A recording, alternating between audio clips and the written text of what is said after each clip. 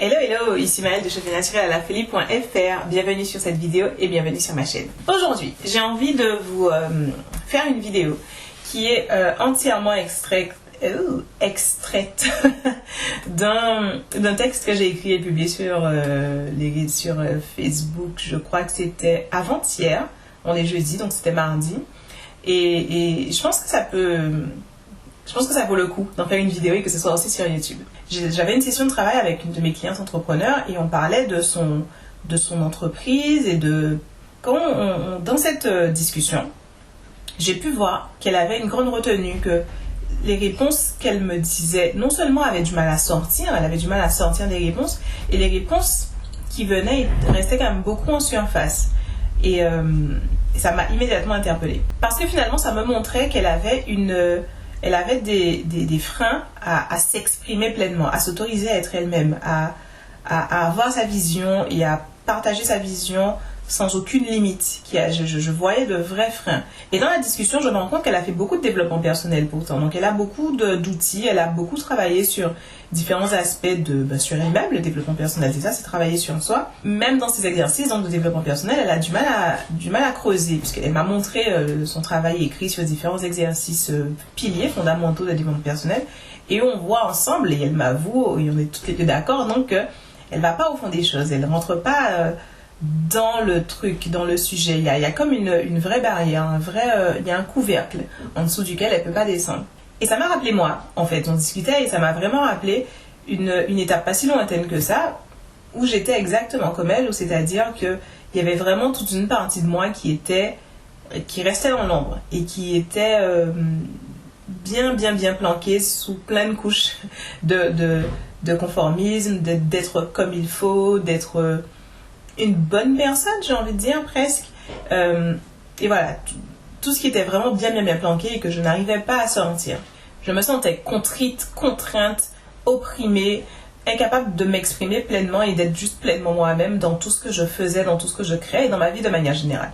D'ailleurs, le point de rupture, avant de parler du point de rupture, ça m'a pris un certain nombre d'années à partir de 2014, fin 2014, non même début 2014, pour travailler à m'autoriser dans ma vie juste à vivre une vie qui me correspond mieux. Donc ça correspond à la période où j'ai démissionné de mon travail, j'ai commencé à travailler à la création de mon entreprise et tout ça. Mais par contre, je ne m'autorisais pas à l'être face aux gens. C'était un peu comme si je construisais ma vie comme je voulais, mais dès que je me mettais à parler aux gens, et même sur Internet, les filtres revenaient automatiquement. Je ne m'autorisais pas cette expression de moi en public. Et donc le point de rupture pour moi est arrivé en octobre 2017. Donc, pour celles qui me suivent sur Facebook, en octobre 2017, c'est un moment où j'ai vraiment commencé à publier des choses plus vraies. Et même quand je fais mes lives, à être plus vrai, plus moi-même, plus authentique. Vraiment, j'ai ôté la majorité des filtres en octobre 2017. Dans mon expression des autres. Et c'était pas que sur Internet, c'était aussi dans la vie. Et dans ce brainstorming, quand mon cerveau bourdonnait dans tous les sens en me disant, ok, donc de quoi elle a besoin, comment je peux l'aider, c'est quoi ce truc qui va faire sauter le bouchon, je me suis replongée dans ce travail que moi j'ai fait à l'époque. Pas juste le travail de 2014 qui m'a fait transformer ma vie pour qu'elle ressemble plus à ce que je veux, mais le travail que j'ai fait avant octobre 2017 qui a permis de faire sauter le bouchon pour que ça soit exprimé, que je puisse, donc dans le contenu que je crée sur Internet, dans ce que je fais dans mon entreprise et tout ça, que tout ça soit présent dans ma vie et exprimé dans ma vie. Et en fait, c'était un travail que j'ai fait sur mon amour de moi et mon estime de moi. Et en particulier, un travail que j'ai fait avec une coach australienne entre juillet et septembre 2017 alors il y avait eu deux aspects. L'aspect recevoir, s'autoriser à recevoir, et l'aspect amour et acceptation de soi. Et c'était un travail hyper profond et hyper important et impactant pour moi, parce que elle est entrée en fait elle nous a obligés à explorer la honte, la culpabilité et l'autocensure. Et la honte, la culpabilité et l'autocensure, c'est des éléments où finalement,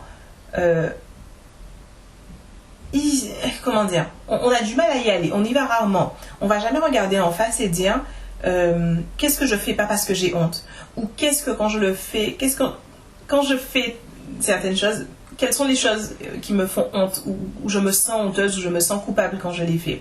Et le fait de faire ce travail-là, ça m'a vraiment, vraiment permis de mettre le doigt sur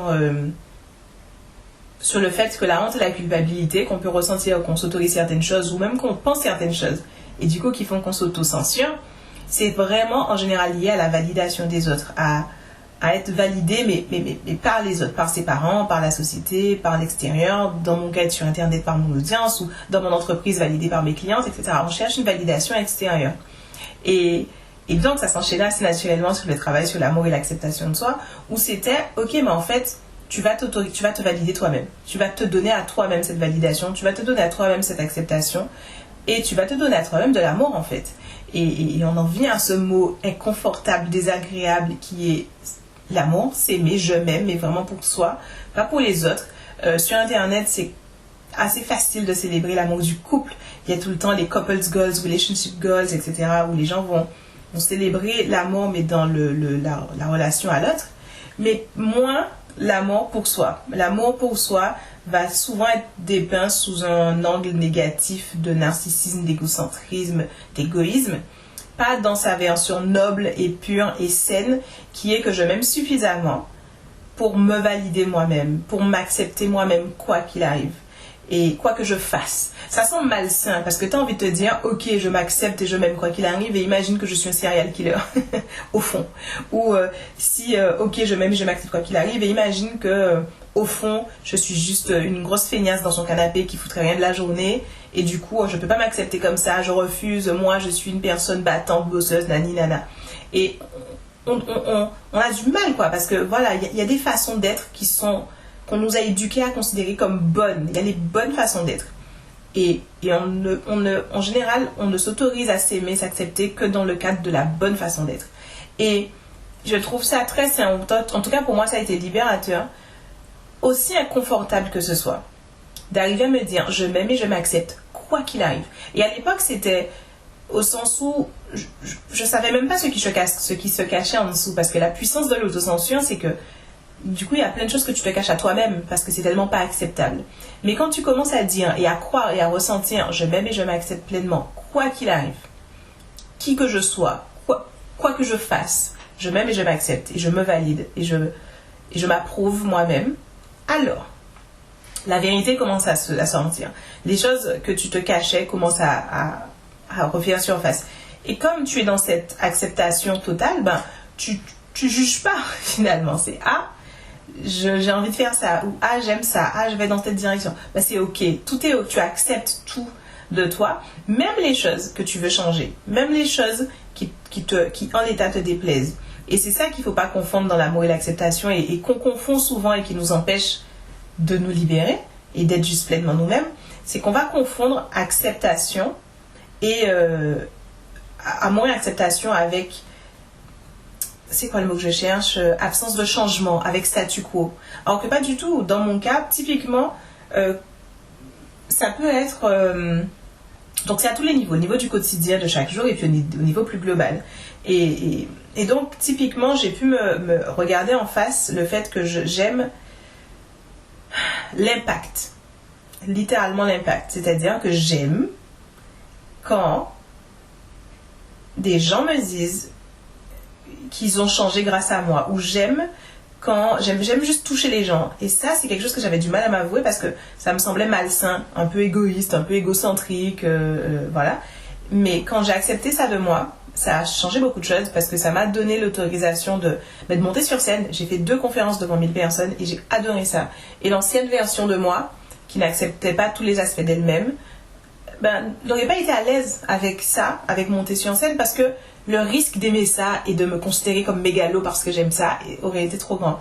Et non seulement je me suis autorisée, mais en plus, j'ai kiffé. J'accepte pleinement que je trouve ça enivrant de parler à une foule qui m'écoute, qui est captivée par ce que je dis, et qui à la fin va se lever pour m'applaudir. J'ai envie de donner le meilleur de moi-même, de faire mon meilleur travail pour ça. Pour les applaudissements, et c'est ok. Et je l'accepte. J'accepte ce trait-là de moi. Et de l'autre côté, au niveau quotidien, il y a tout l'aspect de moi qui voudrait manger des frites de patates douces tout le temps. Ou, je sais pas, manger du gras. J'aime le gras. J'adore le gras. C'est un truc que j'ai accepté chez moi. J'aime et j'accepte le fait que j'aime le gras. J'aime quand c'est frit dans l'huile. J'aime quand il y a du beurre dedans. J'aime la couenne du cochon. J'aime le gras. D'accord? J'aime le gras. Point. J'aime les lardons. J'aime quand c'est gras. J'aime ça. J'aime et j'accepte ça chez moi. Mais aussi, je sais que j'aime ne pas être grasse personnellement. Donc, c'est ok. Je peux regarder ça avec presque avec compassion, avec oh, tu vois, pour moi-même, de dire oh, t'as envie encore de manger des frites, c'est adorable. Mais on va pas manger des frites, n'est-ce pas? Parce que on va pas manger des frites 3 jours d'affilée. Parce que non, c'est pas bon pour le cœur, c'est pas bon pour le corps. Tu vas développer de la graisse extérieure sur ton corps que tu n'aimes pas parce que ça te fait te sentir moins légère, tu peux courir moins vite et tu aimes cette énergie éclatante, explosive dans ta vie, donc ça va pas, c'est pas compatible avec le gras. Et du coup, même dans ces efforts-là d'apparence physique, de maigrir et tout ça, en fait, on a peur de se dire je m'aime et je m'accepte, parce que si je m'aime et je m'accepte grosse, mais alors comment je vais jamais maigrir? Mais en fait, c'est l'inverse. C'est parce que tu t'aimes et que tu t'acceptes exactement comme tu es maintenant que tu vas beaucoup plus facilement maigrir derrière. Et je dis maigrir, mais c'est valable pour tout, quoi, finalement. Même... Bref, c'est valable pour tout. On va pas faire cette vidéo, elle va pas durer 2 heures. Voilà, je pense que j'ai tout dit. Cet amour l'amour et l'acceptation de soi, c'est important pour arrêter de se censurer. Et quand tu arrêtes de te censurer, tu découvres des choses à propos de toi-même. J'ai découvert à propos de moi-même que j'aimais m'exprimer, que j'aimais ne pas me censurer, que faire cette vidéo là sans filtre, sans montage quasiment. Je pense que je vais enlever peut-être 2-3 trucs pour que ce soit pas trop long, mais voilà, j'aime m'exprimer, j'aime être sur scène, j'aime non seulement avoir le plus de clientes possible, mais j'aime vraiment, vraiment, vraiment avoir provoqué ce changement chez les gens. J'aime toucher les gens, j'aime... Comme moi, j'écoute quelqu'un qui est hyper inspirant et que ça me touche, ça me fait un truc là dans le ventre. J'aime provoquer ça. Et le fait de le savoir, le fait de l'admettre, le fait... Et du coup, le fait de le savoir et de l'admettre me permet de le vivre pleinement. Et du coup, c'est kiffant, c'est agréable, c'est génial. Ça m'ouvre des opportunités. C'est grâce à ça que j'ai pu être sur scène, faire des conférences. C'est grâce à ça que j'ai maintenant des clientes entrepreneurs. J'adore ça et ça ne serait jamais arrivé si je n'avais pas découvert chez moi ce besoin d'expression et que je ne m'étais pas autorisée à le vivre. Et à la racine de tout, il y avait l'amour et l'acceptation de moi. Si je n'avais pas commencé à m'aimer, m'accepter sans aucune condition, la censure ne se serait jamais levée et j'aurais jamais découvert cette vérité sur moi-même, qui est quand même vachement fondamentale, vachement importante dans mon caractère, dans qui je suis. Voilà, c'était mon message du jour pour vous. Je vous challenge à vous aimer, vous accepter de façon inconditionnelle et découvrir ce que ça signifie pour vous. Qu'est-ce qu'il y a derrière? Qui vous êtes réellement finalement? Qui tu es quand tu arrêtes de te censurer? Ça m'intéresse, ça m'interpelle. Et c'est ce qu'on fait dans mon programme Self Love Queen. On travaille sur ça, donc finalement tes peurs, tes croyances limitantes, la culpabilité, la honte et les choses que tu portes et qui t'empêchent de t'exprimer. On travaille sur ton amour et ton acceptation de toi inconditionnelle. Et le but à la fin de ce programme, c'est se découvrir, c'est mieux se connaître, c'est avoir l'énergie de vivre exactement la vie qu'on veut vivre sans se censurer, sans se limiter. C'est aussi avoir plus de motivation, plus d'énergie. Donc la procrastination devient un truc du passé. Et d'être son propre moteur, d'être sa propre cheerleader, de porter en soi-même l'énergie pour soi, pour vivre exactement la vie qu'on veut. Parce qu'on s'aime tellement que why not? C'est un peu l'idée. Voilà, j'aimerais beaucoup savoir ce que vous en pensez en commentaire. Si vous avez des expériences similaires, si vous êtes prête à relever mon défi de vous aimer inconditionnellement. Et surtout, allez voir le programme Self Love Queen. Il est hyper accessible. C'est le lien dans la description.